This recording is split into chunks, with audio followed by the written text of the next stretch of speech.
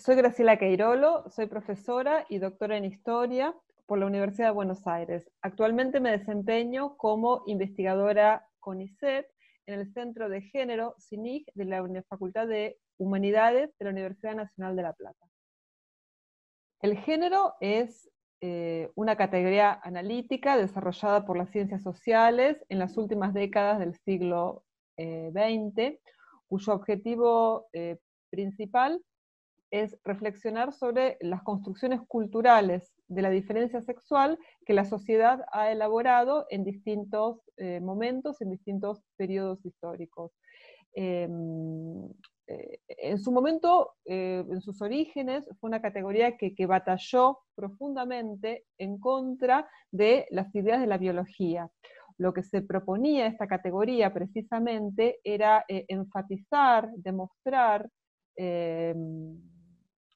que los mandatos que había en torno a las identidades generizadas, ya fueran masculinas, femeninas u otras, tenían que ver con la cultura y la sociedad, más que con la biología y los mandatos que la biología había impreso sobre los cuerpos, ¿no? La idea era precisamente romper con el determinismo biológico de la biología que asignaba conductas sociales en base a características físicas, hormonales y fisiológicas. Después ha tenido un largo desarrollo en las décadas siguientes, ¿no? Y hoy en día la encontramos como incorporada ya en organismos de Estado para planificar políticas públicas. La perspectiva de género permite analizar las relaciones sociales poniendo énfasis precisamente o echando luz, iluminando lo que son la diferencia sexual como constitutiva de esas relaciones sociales y poniendo el énfasis, la luz, el acento en eliminar o pretender transformar lo que son relaciones de poder, ¿no? Que lo que hacen es, en definitiva, justificar mandatos violentos y legitimar acciones violentas cuya expresión última viene a ser precisamente el asesinato de personas que no cumplen con la norma de género que la sociedad asigna. Lo que se conoce como mundo del trabajo es un mundo muy amplio. Y por supuesto, el mundo del trabajo está atravesado por relaciones de género. En las sociedades modernas, en las sociedades capitalistas, que son las sociedades donde nosotras y nosotros vivimos, estas relaciones generizadas han estado caracterizadas por lo que es una división sexual del trabajo. O sea, una primera conclusión que podemos sacar es que hay, esta división sexual es una división no solamente técnica, ¿no? Sino una división de poder, porque hay las tareas reproductivas, por un lado, han quedado históricamente en cuerpos y tiempos femeninos, mientras que las tareas productivas han quedado históricamente en tiempos y cuerpos masculinos. O sea, insisto con esta idea de que no es solamente una cuestión técnica, sino que detrás de esta relación genérica y en este reparto de tareas hay una relación de poder, porque históricamente, esto nos enseña la historia como ciencia social, lo que la historia ha demostrado es que al estar las mujeres desempeñando tareas reproductivas, esto significaba que estaban sometidas al poder económico de los varones. ¿Por qué? Porque supuestamente el matrimonio heterosexual era la institución que los albergaba y los reunía en una relación complementaria, donde ellas se ocupaban de cuidar a niños, ancianos, a todas personas con distintos tipos de dependencias en el ámbito del hogar y al mismo tiempo realizaban las tareas domésticas. Lo que recibían a cambio de esto era la protección económica de los varones que en el mundo público desempeñaban las tareas laborales. Conclusión, esto sometía al poder económico de los varones a las mujeres. Primero, Segundo, los varones se apropiaban de un tiempo y de un trabajo de las mujeres. Hay un montón de estudios que han remarcado esta idea, ¿no?, de que las mujeres son esclavas, como eran, bueno, los esclavos en la antigüedad, o como eran, no sé, los siervos en el mundo medieval, por ejemplo, que trabajaban para un señor. Bueno, además de esta división técnica del mundo del trabajo, esta división sexual del trabajo, este contrato sexual que hay en el mundo laboral, o sea, las mujeres ingresaron al mercado del trabajo desde siempre. ¿No? No es ninguna novedad demostrar que las mujeres trabajan, trabajaron y trabajarán.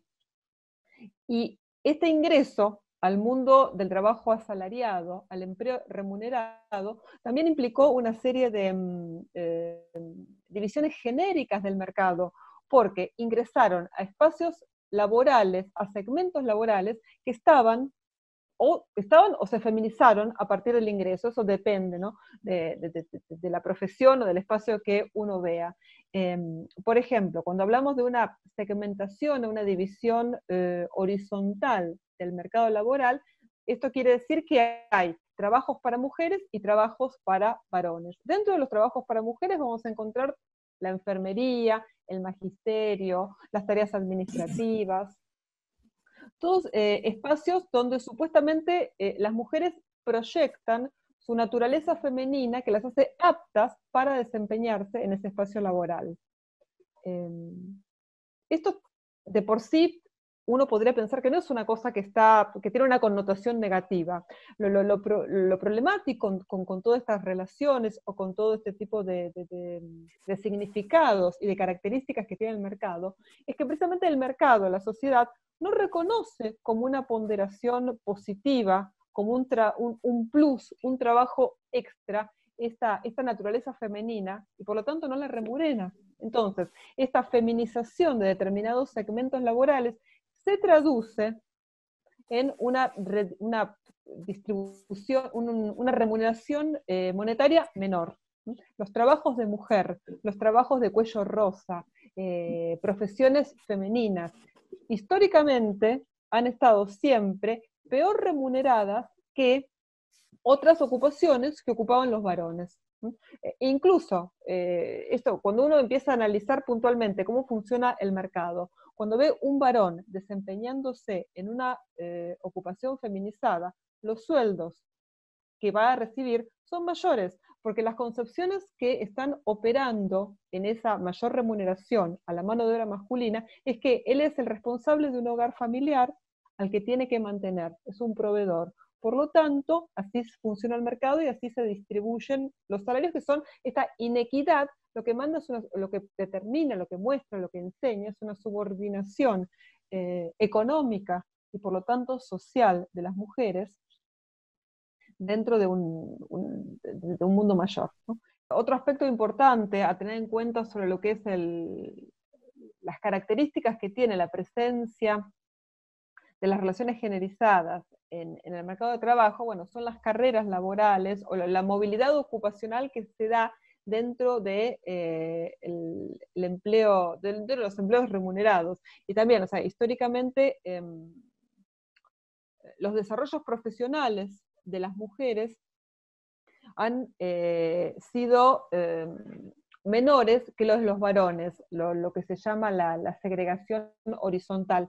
No porque las mujeres mostraran una falta de idoneidad para ejercer las funciones y las tareas más jerárquicas o de mayor jerarquización, sino porque precisamente han estado condicionadas, ¿no?, por estas ideas de que por ser mujeres no tienen capacidad para ejercer puestos con tomas de decisiones, ¿no? Esto últimamente se ha desarrollado mucho la metáfora de lo que es el techo de cristal, o lo que son los, no sé, esta idea de las cañerías perforadas, ¿no? De que una mayor capacitación laboral de las mujeres no necesariamente va a redundar en un fácil acceso a puestos jerárquicos y a puestos de tomas de decisión. Cuando miramos lo que son, por ejemplo, las relaciones de género al interior de lo que es el mundo del trabajo, por ejemplo, actividades como la conducción de vehículos o actividades como actividades que tengan que ver con lo mecánico y con la ingeniería, históricamente han sido ocupaciones y saberes profesionalizados.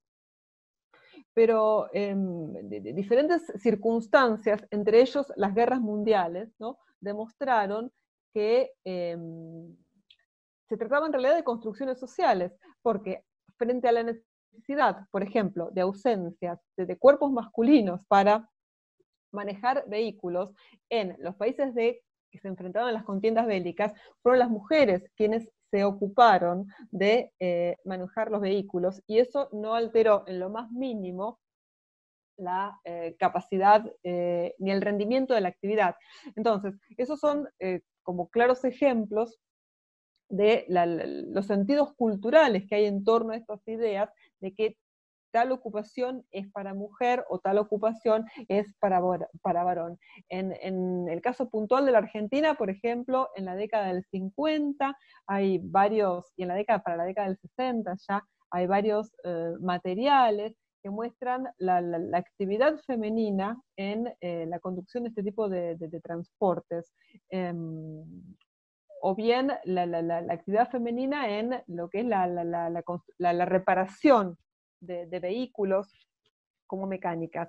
O sea, se lo muestra como una tarea excepcional, ¿no? A pesar de que son mujeres, pueden hacer este tipo de actividades. Pero en realidad lo que ese tipo de registros nos están enseñando, que las actividades no tienen género, las actividades son para que las hagan las personas, y el tema es que la sociedad tiene que habilitar espacios para que puedan desarrollarse distintas personas en distintas actividades.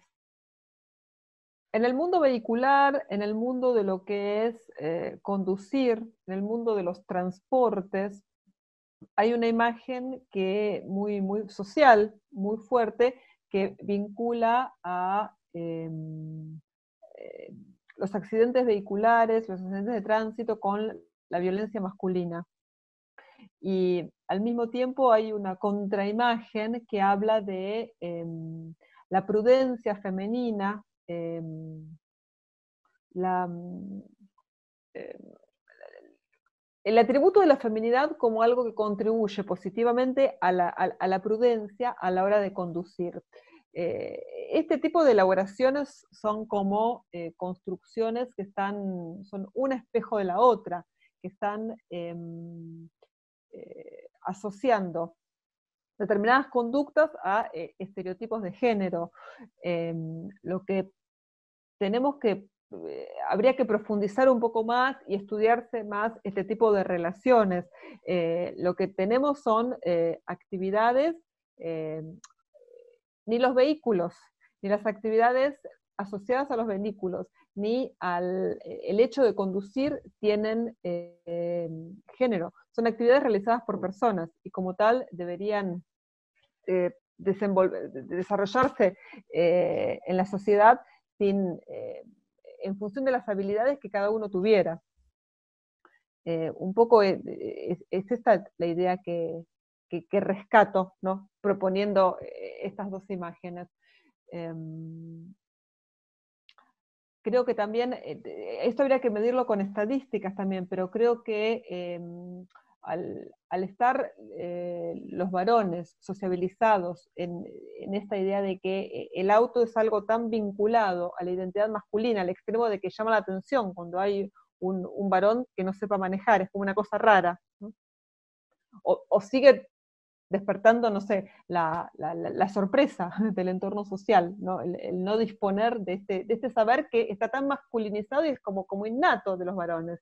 Si sos varón, tenés que saber manejar. Bueno, este estereotipo también yo creo que habilita, como es todo espacio masculinizado, el ejercicio de una violencia de género, o que aparezcan accidentes vinculados a esta manifestación de la masculinidad, pero eso me parece a mí que está vinculado también con formas de sociabilidad y formas de aprendizaje de estos saberes. Y que en eso sería como muy interesante tratar de cambiar la manera de pensar las actividades y la manera de ejercer la actividad. Cuando introducimos la perspectiva de género en espacios laborales, la gran apuesta es precisamente transformar las relaciones y evitar relaciones jerárquicas basadas en discriminaciones de género. Podríamos mencionar otro tipo de situaciones de discriminación también, ¿no? Pero la sensibilidad y la formación de género que traigan tanto mujeres, varones y otras personas, otros cuerpos sexuados, que vayan a ejercer una ocupación, permitiría precisamente evitar estos prejuicios y asignar como estereotipos o descalificaciones a partir en función del género, ¿no? O vincular los desempeños laborales a lo que son puntualmente las identidades de género. Eso es un tremendo aprendizaje que debería darnos incorporar la perspectiva de género dentro del mundo laboral, dentro de un espacio laboral. La conclusión a la que podemos llegar pensando cuál es la utilidad de incorporar una perspectiva de género en el cotidiano de las relaciones laborales es que una perspectiva de género, una formación en género, una sensibilización y sensibilidad en género nos permite desarmar estereotipos, nos permite volver más eficiente el desarrollo profesional de cada una de las personas trabajadoras. Y en este sentido, la historia como disciplina nos permite, nos ofrece una enorme cantera de recursos para demostrarnos, para enseñarnos que aquellas profesiones que se dijeron que estaban feminizadas, en realidad la feminización lo que escondía era una profunda desvalorización social y una consecuente desvalorización económica que lo que hacía era reproducir de relaciones de inequidad. Ejemplos que todos conocemos, por ejemplo, podemos mencionar, o sea, a las empleadas administrativas, ¿no? Cuando ingresaron masivamente en las oficinas, gracias al uso de la máquina de escribir, se vinculó esa presencia a su motricidad fina para operar un teclado y a su paciencia ante las tareas repetitivas y monótonas. En realidad, la historia nos enseña que ese tipo de características, ese tipo de sentidos atribuidos a la profesión es una manera de desvalorizarlos y no ponderar los aprendizajes que la profesión posee y retribuirlo. Lo mismo se puede decir para las maestras, que siempre se piensa que las mujeres, porque son amorosas, las mujeres que son supuestamente amorosas y pacientes pueden criar y educar, criar niños en las casas y educar niños en las aulas.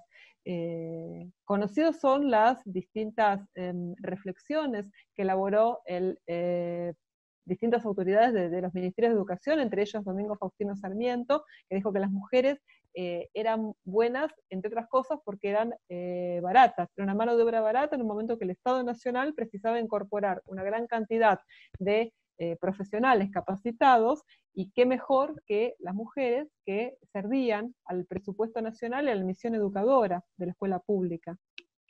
Lo mismo se podría aplicar a profesiones sanitarias, como la enfermería. Las mujeres que han sido buenas cuidadoras podían dedicarse a cuidar enfermos y personas con distintas cuerpos dañados, ¿no? Esto era en realidad una excelente manera de reconocer, de desconocer todos los saberes que implicaba el cuidado, ¿no? Y hoy en día, no sé, en un contexto de pandemia, eso ha quedado ampliamente demostrado. O sea, no cualquiera puede cuidar si no está previamente capacitado con saberes mínimos. Eso es lo que la historia nos enseña y es un camino a transitar para seguir aprendiendo y seguir pensando, ¿no? Y trasladar todo ese tipo de cosas al presente.